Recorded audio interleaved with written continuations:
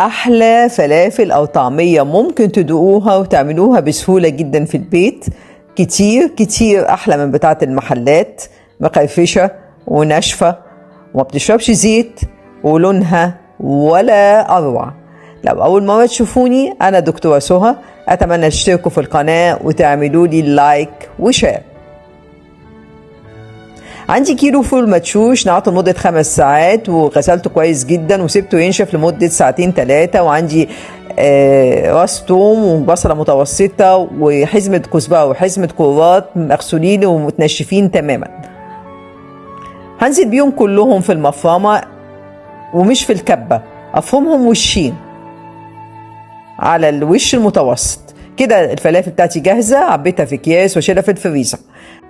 هاخد جزء من الفلافل بتاعتي عشان اقليها، هضيف عليها كزبرة ناعمة وكزبرة حصى متحمصة وشوية شطة واخلطهم حلو قوي مع بعض مع الملح بتاعي، وانزل بيهم في حاجة عميقة شوية واضربهم بالمضرب الكهربائي كويس قوي لحد ما يختلطوا.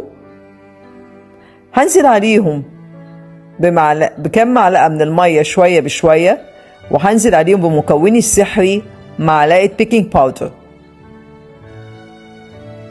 واستمر في الضرب لحد ما الفلافل بتاعتي لونها يبيض وتهيش وتبقى شكلها بالظبط زي عجينة الفلافل اللي بنجيبها من المحلات. هسيبها ترتاح 10 دقايق. هسخن الزيت بتاعي وابدأ اشكل الفلافل واقليها على نار اعلى من المتوسطة شوية عشان اضمن ان قلب الفلافل يستوي تماما.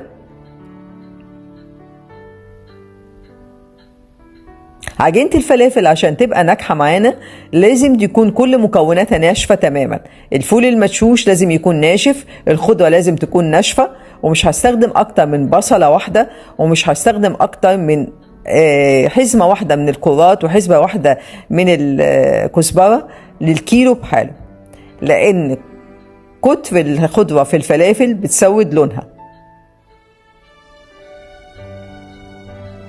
البيكنج باودر مش بس بينفشها، بيخلي لونها جميل، والكزبرة الناشفة اللي بحطها بتكون متحمصة. الفلافل لازم تتفرم في المفرمة مش في الكبة. لما بتتفرم في الكبة بتبقى العجينة ناعمة جدا وبالتالي بتبقى مش مخرفشة وخشنة زي اللي بنجيبها من المحلات.